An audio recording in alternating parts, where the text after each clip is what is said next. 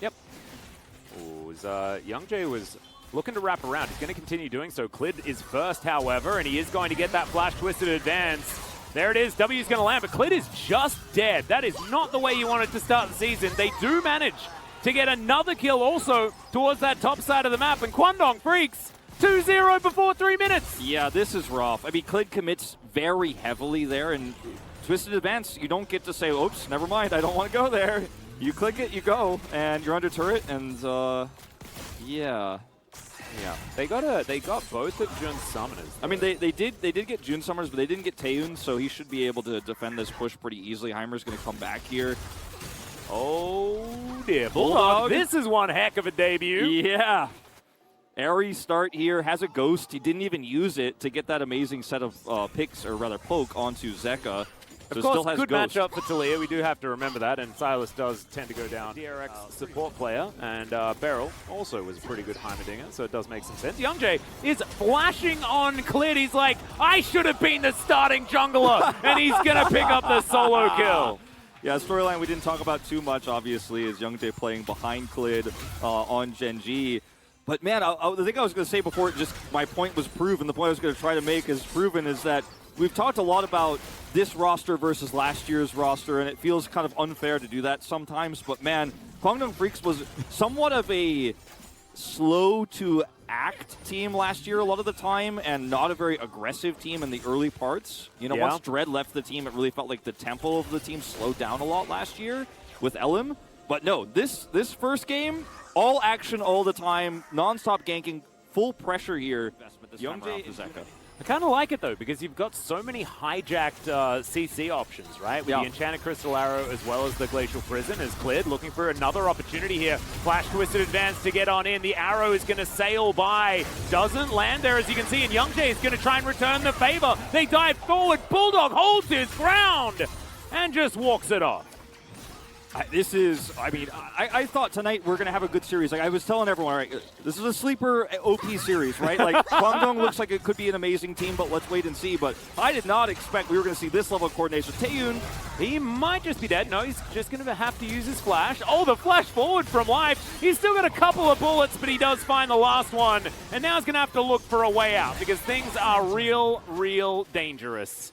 He's going to try to get an execute here. Be able to use it in time as Kingen is going to dive on in, gets a couple with the Gnar, but he's still going to have to flash away. Now he's mini Gnar, and he's so much more susceptible. The flash forward from Dudu, and he picks it up! Oh, that was insanely sick from Dudu. Everyone else was like, nah, let him go. Dudu said, nope, I'm going to kill him, I'm going to TP top, and I'm going to start smacking on this turret.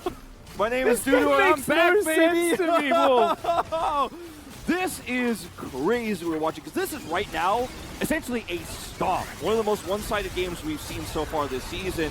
As a Taliyah Weaver's Wall setup here is pretty nice. Curtain Call comes out. It's support Jin, though. Not a ton of damage, trying to stave off the pressure. King gets his Mega Gnar. He's utilizing that shielding that he does have available. That Seismic Shovel is fantastic. They see the go button Clid. Has to flash away. Zeka finds the angle, though. But immediately, Bulldog goes golden. Can the rest of the team get there to save him? The answer is yes, as Dudu launches on top of the tree and dashes over the wall. Viper in a whole host of trouble as Umbral Dash comes up again, and he's not going to get snared this time. Dudu is just the hero of this game. As, yep, that will be the Hex Tech Soul, and I think Kwangdong Freaks is going to win this game. I think so. I mean, like I said, if you get this one, you basically got the game on lock. You've got Hex Tech Soul with this comp that is so good at locking people down. Then you have that added slow that's going to go through the entire team, and even Zeka's going to have big problems here in the front line when he's getting slowed, and there's just so much ranged and consistent damage with this Leandries on Bulldog. And I was talking about the setup, right? Hanwha Esports showed up first, but then Kingen decided to back, right? And when he backed, he didn't have Narbars. Okay, Zeka. Yeah, Worldender is going to come on in here. He lands the chain, but Jun lands the grenade. Still Zeka picks it up. And they're chasing after him now. I think this Silas might be able to get out of there, though, because I can see the teleport coming in. Comet not going to be enough, and Zeka gets out. Zeka gets out, had his Zonias available as well. Still doesn't use it, gets out. the cool guys don't look at explosions. Oh, he has a Rabidance now as well. I mean, if this isn't Zeka versus the world, I don't know what is. So King in here has his Narbar, but he's so out of the fight that Clid just gets chain CC'd here, has to flash out. Zeka's coming over on the side, looks for the backline. If he's here to help control this choke point, I think this fight could look different, but instead, he's on a flank game looking for the real carry, right? The Talia with Leandre. Here is Kingen, goes into his GA, and now Harmer Life Esports have to make it worth it. Youngjae, very, very low. The rest of them on Harmer are just looking to lock down this Elder, and Youngjae so extraordinarily low. He gets into the pit. It's going to be a 50-50, but Clid secures it in the end, and they have the Elder. Can they now win the fight as Bulldog goes golden, but it just sets him up for death. And Harmer Life, I can't believe it. They're going to do it against all odds. They take down the Elder, and I don't know how Quandong Freaks do it after this. It is... Okay, I'm just going to say best game of the season. We're on day 2, best game of the season. Oh, man. It is definitely a bit of a fiesta, but it's the fiesta we wanted to see. Now, everybody's low here, and Dudu does, of course, have that Elder on him, the debuff, so he cannot really stick around despite the low health bars here. And Hanwha Life are looking to just turn this into Baron. Despite those low health bars, they've got the push through. This fight is really long, insane. Gnar has to back off. Remember, at the beginning of this, he loses health. Has to he can take a dragon, but Elder for Nexus? Have you guys heard of that trade? It ain't a great one, ladies and gentlemen. Stopping the backs here. Dudu alone is going to have to use the healing from the fountain to try to stave this off. Exactly right, and this is going to go to Quandong Freaks, but there are 2 powers that have fallen down. The Nexus is going to go, and Harmer Life Esports are going to do it. I correct myself. Zeka is going to do it. I picked up my POG selection paper, and there's only mid. It doesn't let me pick anything else. It's broken, in fact. They gave you a sheet that only it's just written mid, like over the entire paper. Yeah, it just says mid only. There's no other choice. Oh my goodness, what a ridiculous game. But it was the understandable outcome, of course. The Harmer Life Esports super team taking a clean victory over largely a challenger squad. In the beginning of that fight, I really thought this is a mistake for Harmer Life Esports, pushing with a Gnar and a Sylas, and they didn't have the deep push into the base just yet. They had to break the entire front, the inhibitor turret and the inhibitor, and the rest of the squad was kind of awkwardly off on the side. And I'm thinking, okay, this is a pretty easy disengage for Kwang, and they should be able to get back, right? But it's Jhin and Varus. They have such good ways to shut down those backs, and even with the recall attempts there, Quandong Freaks couldn't be decisive in 2 Elder fights back-to-back. The first one, they chased Zeka a little bit, got pushed away, lost Elder, just barely, mind you, barely. And that's what brings Hanwha back into the game. Okay, Zeka just going to make his way out. He has the second activation of the ult as well. He's going to use it for a little bit of extra damage. His life is forced to flash towards that bottom side. Well, maybe they'd found a good angle there onto Zeka, but it's just not to be the case. The man is too slippery. Still getting a lot of value here, forcing Life's flash. Taeyun had a fully charged Q. Oh, the flash forward, and he picks it up with the buffered auto attack. Taeyun, not afraid to pull the trigger. I mean, before I was like, okay, they got Ignite. Life has to flash, right? He's got a fully charged Q, and this time he just flashes the auto to guarantee it, knowing that Life can't match the flash there to get away. I mean, he's right on top of him at the beginning there as well. I think Life could have positioned a little bit more safely there, or rather, Viper in this case. Trying to see if they can approach this Drake to trade objectives. Oh dear, the Gromp, the dangerous Gromp. Not going to be taken by... Oh! Yeah, okay. It's going to be taken by Viper. Thought that that Death Ray might be able to do it. Quandong Freaks take a Consolation Cloud Drift. Let's see how much Hanwha Life Esports can get with this Baron. I'm guessing quite a lot, because they have this comp where, again, with no vision, Zeka can look for that pick. He does barely escape and doesn't actually get the kill himself, but he bought enough time for this Baron. And we're going to watch this one more time. This is the kind of weird, awkward dive that Maokai gets set up for. You're like, okay, how long does this ultimate go? He flashed Shirelia's inspired himself and still couldn't run fast enough to get out of the way there. And then he gets Gale Force happen there. Bulldog level 16 here. Once again, the dive target. Zeka frontlining for now as Bulldog just runs forward. That's a Chaos Storm Clid. Once again, taking a lot of damage. The Nature's Grasp going to be there. The culling doing a lot of work, but Bulldog, once again, going to be absolutely fine. Down to 50%, but they've still killed the jungler. That's, again, just so much of the tempo removed from Harmer Life Esports. Yeah, imagine if Fiora was pushing bot as well while this happened. You know, if Like, Dudu does have teleport. He could have been down there bottom side pushing. They did not just opt for that. They're so desperate to defend this turret. They want to keep as much alive on the map right now to start to get this Varus, who's 3 items-ish once those tier stacks finish online. But Youngjae, once again, he's over here on the edge. They don't see the angle until it's too late. Well, he's out on ward, actually. It seems like they still from both sides as Dudu turns up immediately. Lunges towards Zeka, and now just gets the big old no. That is 3. It's, oh my goodness, the perfect execution is exactly that as Zeka tidies him up. A double kill so far. Youngjae just running for the hills. Dudu dashing away from Viper. And that is going to be soul point for Humble Life Esports. They're back online. And they're going to go back to the Baron too as well after they get some push through in these lanes. Barons respawned, and that was so beautifully played from Dudu there at the beginning. He comes in, hides his position, teleports over, and is blocking both Zeka and Kingen out initially.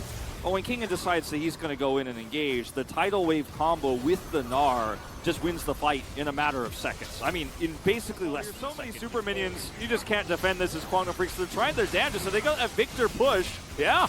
As all right, Zeka's going to take life into his own hands. Well, actually, life's the Nami. He's all the way over there, but still, he's going to grab a double kill here. Taeyu now in trouble. The backflip connects. It's a triple kill, 1 versus 4. And he goes golden. Now Viper able to get that damage down. Save your Akali. He's doing such good work here. And now the Nexus will be prioritized. I think Zeka just got his second one. Zeka, man. Look at how happy he is, too. So happy. He's honestly just so pumped, and he spent so much of this game just on 0-0-0 in the mid lane. A lot of the dive setup was just Clid, ults, Viper kills, right? Clid ults, Life follows up with a tidal wave, Viper kills somebody with dash, combo, gets his passive to proc, Gale Force kill, dash away, right? We saw so much of that through the early game, and the Lucian, if Dindin doesn't react quickly too, you might actually really put the hurt on Sylvie and delay him even further. Now, it looks like he wants to try to invade and steal this. I think a little bit mistimed. We'll see. Flashes for it. He flashes and he steals it away. Umpty just, I don't know what this style is that they're employing, but I love it. I'm a big fan. Now, he did have a ward there, in fact, so, this is not completely blind, but really risky. If you flash that, don't get the smite, and your flash is on the wrong side of the jungle. Very close. It was very close.